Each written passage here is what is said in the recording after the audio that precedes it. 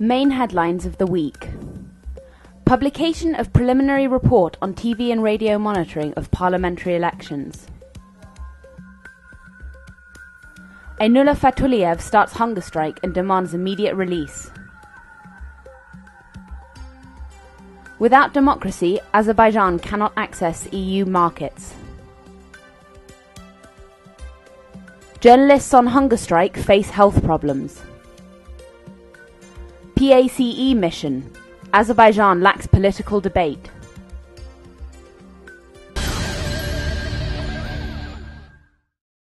The preliminary report on TV and radio monitoring of the parliamentary elections was presented in the press centre at the Institute for Reporters' Freedom and Safety on October 18th. Amin Husseinov, director of the Institute for Reporters' Freedom and Safety, which conducted the TV monitoring, gave some general information on the project. According to Husseinov, these results will help form preliminary opinions about media objectivity. Husseinov said that this is the first time that radio stations have been monitored during the elections in Azerbaijan, an initiative implemented by the Media Monitoring Institute. Husseinov brought up the banning of foreign radio stations in Azerbaijan in January 2009. From this perspective, he said, the radio monitoring is crucial. IRFS employee Rasul Jafarov spoke about the results of the TV monitoring project.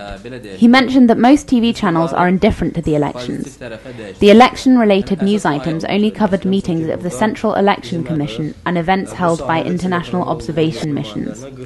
There were no discussion and debate programs about the elections. The ruling New Azerbaijan Party and President Ilham Aliyev received a great deal of positive coverage, while activity by opposition parties and politicians or independent candidates was not broadcast. 3 television channels, ATV, Lida and Kazar, started a smear campaign against the opposition leader Ali Karimli.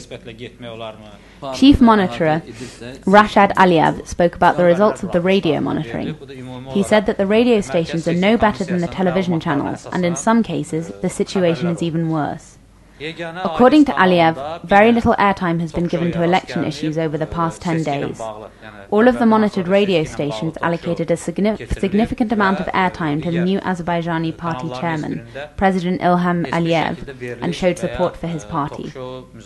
Apart from the ANS station, none of the radio stations broadcasted talk shows on the elections, nor did they broadcast advertisements about the elections. While commenting on the results of the monitoring, Media Rights Institute Programme Coordinator Khalid Agaliev said that neither TV channels nor radio stations abided by principles of fairness, impartiality and objectivity, and that the prices they charged for airtime were too high. Agaliev said that in general, the broadcasting media is under government control. The media monitoring of parliamentary elections is supported by OSCE Baku office. The technical support for the project is provided as part of the Free Airwaves project financed by the European Commission.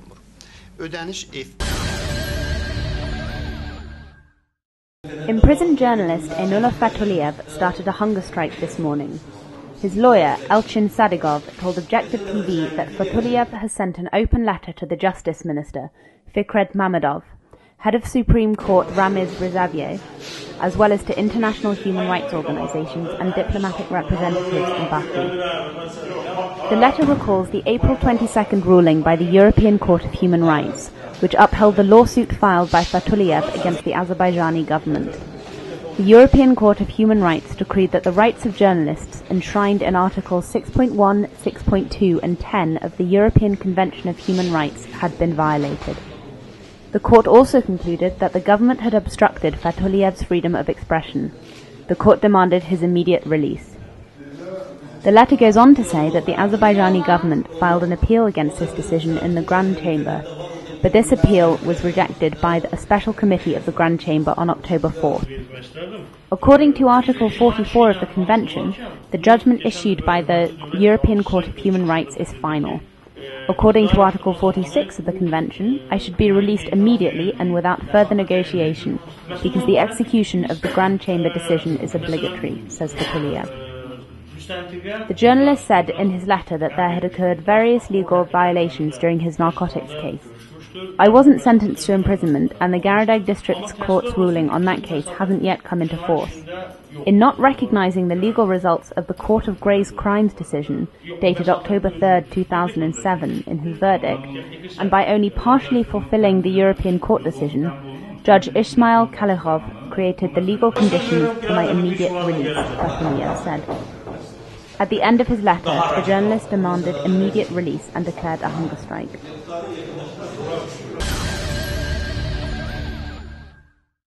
The forthcoming parliamentary election is a valuable opportunity for Azerbaijan to prove its commitment to international standards of democracy, said David Lidington, the British minister responsible for European issues. Speaking today at the Azerbaijan University of Languages, Lidington declared, "We want elections to be held in accordance with the international standards and OSCE recommendations made in 2008, including those proposals regarding media freedom and freedom of assembly. Meeting these standards will help pave the way for Azerbaijan's integration into the European Union, with the support from friends like the United Kingdom." Lidington said that the United Kingdom and European Union are interested in helping Azerbaijan and Armenia to reach an agreement on the Nagorno-Karabakh problem.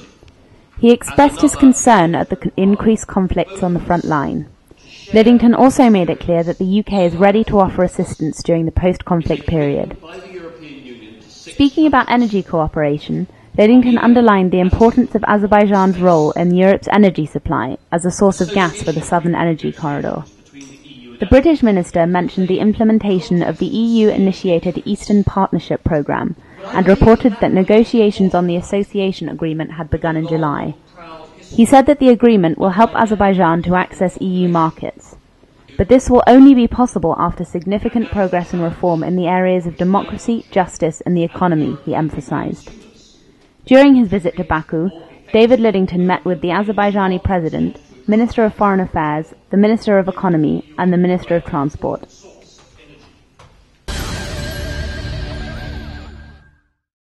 The hunger strike in support of imprisoned journalist Einullah Fatouliyev is continuing in the Musavat Party headquarters. Journalists Shaveled Chobanoglu, Gan Turali and Elchin Hasanov started the hunger strike on October 20th. Today, as the journalists began to experience health problems, medical assistance was called in. The journalists are continuing the hunger strike. Doctors said that Chobanoglu has very high blood pressure, while Hasanov's is very low. Turali is in fine health. The doctor offered to inject vitamin C or glucose, but all three refused. This solidarity hunger strike has now been going for 2 days. In prison, Fatouliyev has been striking for 3. Einullah Fatouliyev was sentenced to 2.5 years in prison by Garadag District Court in July. The court charged the journalist with the possession of narcotics in an amount exceeding the limit for personal consumption. The journalist appealed the decision. In 2007, Fatouliyev, editor-in-chief of Realny Azerbaijan and Gundelik Azerbaijan newspapers, was sentenced to 8.5 years in jail for threatening terrorism, amongst other charges. However, the European Court of Human Rights has issued a final ruling for his innocence and has demanded his immediate release. The Azerbaijani government continues to refuse to release him. The Parliamentary Assembly of the Council of Europe, PACE, held a press conference today on the conclusions of their visit to Azerbaijan.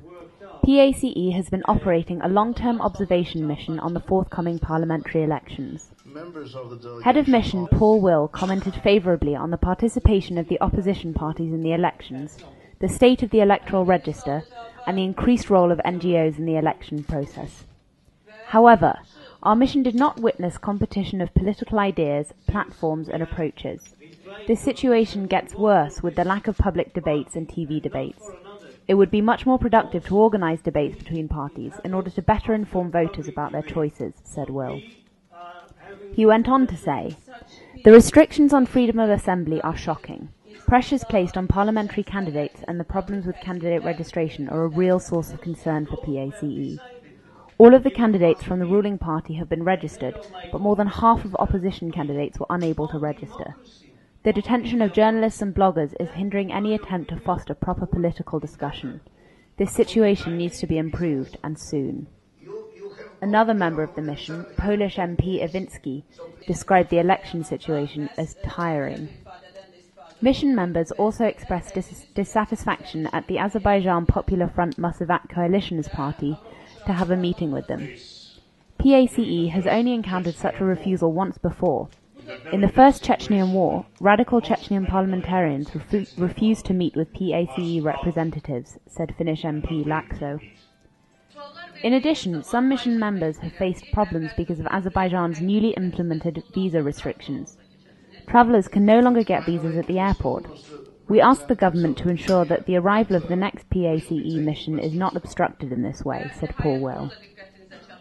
The PACE mission arrived in Baku on October 18th and has since met with officials and representatives of political parties, the civil society sector and mass media.